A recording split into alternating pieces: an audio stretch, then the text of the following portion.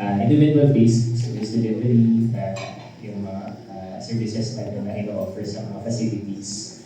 But most importantly, which is yung topic right now, yung population-based. Kaya nga yung mga legislation natin on food reformulation, nutrient profile model, no? It's really important, lalo na to educate the public on these nutrients of concern.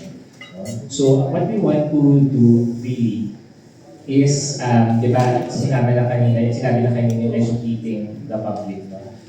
Kaso, kung alam na nga ng mga Pilipino, no? Okay, ito yung limit, no? Sodium intake, sugar intake, etc. Pero yung available sa grocery ay ganoon pa rin naman. No? So, alam nga nila, pero yung available, yun pa rin yung mabibili nila. So, walang mababago, walang change. No? So, ang gusto natin talaga mangyari is for this bill, complemented with the other bills, no, yung PNPM na sinabi ko, to make the public make informed decisions. So at least, kung kunwari meron ng mga label na this is high in sodium, kunwari kung traffic light man yung sasabihin, yung i-implement na labeling. So at least, kunwari wala silang pera. No? So yung mga may hirap po natin na kababayan, alam na nila na okay, medyo hindi to healthy, no? Mataas na sa sodium, mataas na sa asin. No? So at least man lang ma-inform sila na hindi ito malusog, hindi ito healthy. No? This is healthy, mataas ng sodium.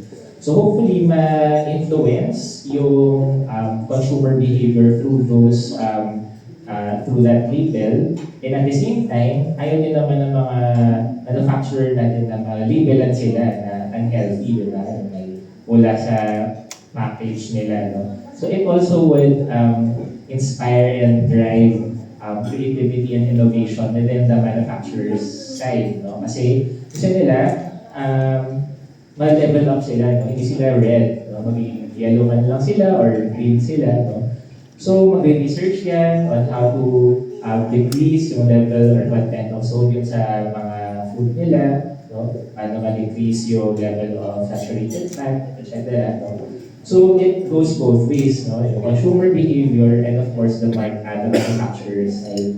And that's why this is important, no? And I'm also not, I'm also not speaking in behalf of the Health Promo Bureau, but that's also in relation to the overall DOH direction din naman. Kasi it's included in the health executive agenda naman. So, yung sa DOH bill for legislation. So, yung targeting the population and the healthy settings. So, that's part of the DOH direction. Siguro we always mention, di ba, sodium reformulation, everyone here.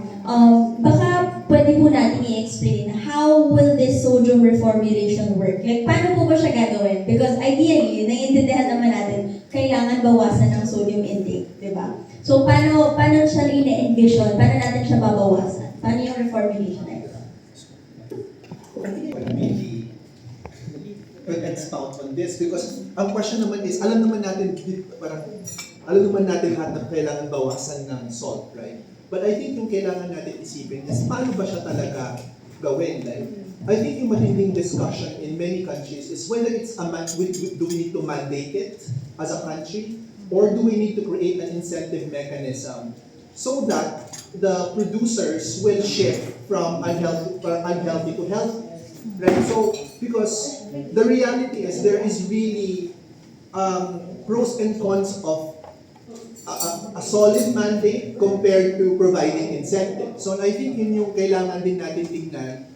Ano ba yung mas appropriate para sa bansa? No? Remember, we have iba yung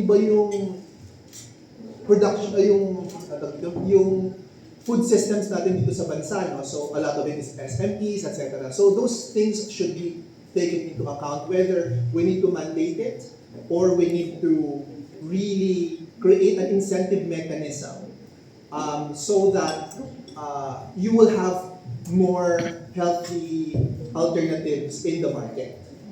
So I think baka yun yung kailangan din natin i-discuss, no? The nuance of that population-based intervention.